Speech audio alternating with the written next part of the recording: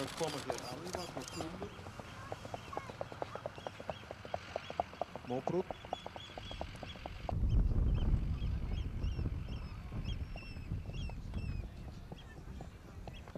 Brestur og Lyngistöðum hækka skeiðingu í 6-6-5.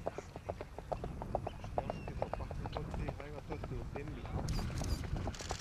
Alvar frá Þulu og Daniel Jónsson. Alvar með 8-5 tölt, 7 brokk, 7 skeið, 8 stökk, 8 vilji geðsla. Herru, jú, örugglega. Það held ég sem Alvar Þulu. Móbrúni hesturinn Alvar Þulu. 8-5 tölt meðal annars. Og Sóturrauði